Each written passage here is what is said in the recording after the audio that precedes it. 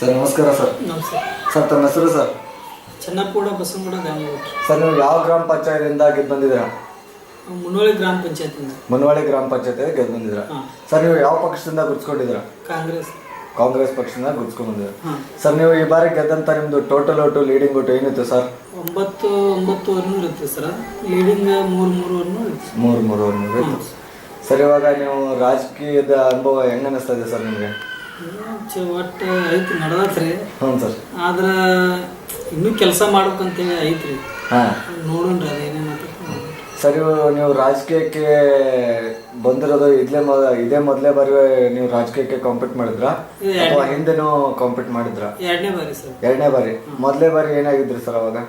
ಮೊದಲೇ ಬಾರಿ ಗ್ರಾಮ ಪಂಚಾಯತಿ ಮೆಂಬರ್ ಆಗಿ ಕಾರ್ಯನಿರ್ವಹಿಸಿದ್ರ. ಇವಾಗ ಕೂಡ ಮೆಂಬರ್ ಆಗಿ ಕಾರ್ಯನಿರ್ವಹಿಸ್ತಾ ಇದ್ರ. ಸರ್ ಇವಾಗ ನಿಮ್ಗೆ ಗೆದ್ದು ಬಂದಿದ್ರ, ನಿಮ್ಮ ಗ್ರಾಮದ ಜನತೆಗೆ ನಿಮ್ಮ ವಾರ್ಡಿನ ಜನತೆಗೆ ಇಲ್ಲಿವರೆಗೂ ಏನು ಕೆಲಸ ಕಾರ್ಯಗಳನ್ನ ಮಾಡಿದ್ದೀರಾ? ಏನು ಸರ್, ಈ ಗ್ರಾಮ ಪಂಚಾಯತಿಂದ ಪ್ಲಾಟ್ಗಳು ಬರ್ತಾವೆ ಸರ್. ಹಾಂ ಸರ್. ಒಟ್ಟು ಪ್ಲಾಟ್ಗಳು ಮತ್ತು ಕಾಂಕ್ರೀಟ್ ರೋಡು, ಗಟಾರಿ, ಮೂಲಭೂತ ಸೌಕರ್ಯ ಎಲ್ಲ ಮಾಡಿಕೊಟ್ಟೇವ್ರಿ. ಇನ್ನೂ ಆಗ್ಬೇಕ್ರಿ. ಯಾಕಂದ್ರೆ ಸಣ್ಣ ಪಂಚಾಯತ್ ರೀ, ದೊಡ್ಡ ಪಂಚಾಯತಿ ಅಷ್ಟು ಅನುದಾನ ಕಡಿಮೆ ಬರ್ತೈತೆ ರೀ. ಪಟ್ಟಣ ಪಂಚಾಯತಿ ಆದ್ರೆ ನಮ್ಗೆ ಅನುಕೂಲ ಆಕೈತೆ ಸರ್. ಅಷ್ಟು ಅನುಕೂಲ ಆಕೈತೆ. ಸರ್ ಇವಾಗ ಇನ್ನೂ ನಿಮ್ಮ ಗ್ರಾಮಕ್ಕೆ ಏನು ಸುಧಾರಣೆ ತರಬೇಕಂತ ಮಾಡಿದ್ದೀರಾ? ಏನು ಸರ್, ಈಗ ಕಾಂಕ್ರೀಟು ಮತ್ತು ಜನ ನಿರ್ಮೂಲನೆ ಯೋಜನೆ ಎಲ್ಲ ಆಗಿದ್ದಾವೆ.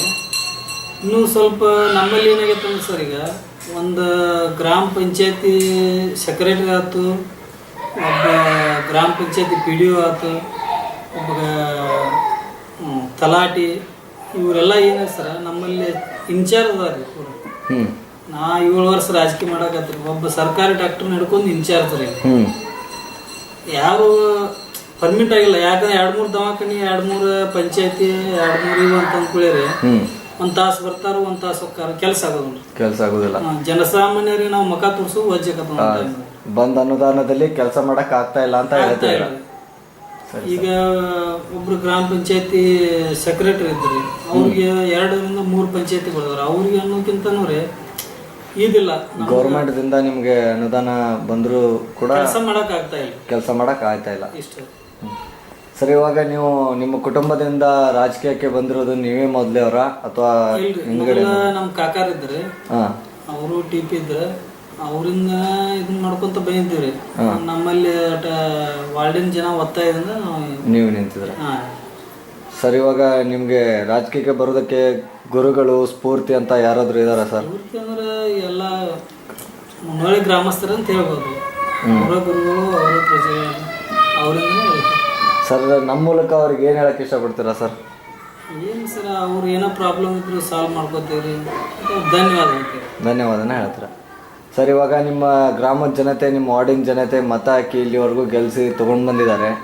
ಸೊ ನಮ್ಮ ಮೂಲಕ ಅವ್ರಿಗೆ ಹೇಳಕ್ಕೆ ಇಷ್ಟಪಡ್ತೀರಾ? ಅವ್ರಿಗೂ ಏನೋ ಪ್ರಾಬ್ಲಮ್ ಇದ್ರು ಸಾಲ್ವ್ ಮಾಡ್ತೀರಿ, ಏನೋ ಕೆಲಸ ಇದ್ರು ಮಾಡಿಕೊಡ್ತೀರಿ. ಅವ್ರಿಗೂ ಧನ್ಯವಾದ ಹೇಳ್ತೀರಿ. ಯಾಕಂದ್ರೆ ನಮ್ಮ ಈಗ 7 ವರ್ಷ ಆತ್ರಿ ನಾ ರಾಜಕೀಯ ಮಾಡಕತ್ರಿ. ಇದುವರೆಗೆ ನಮಗೇನು ಹಂಗೆ ಜನರು ಬೆಂಬಲ ಐತ್ರಿ, ಪ್ರೋತ್ಸಾಹ ಐತ್ರಿ. ಬಟ್ ಏನು ಹಂಗೇನು ಎಲ್ಲ ಚಲೋ ಐತ್ರಿ.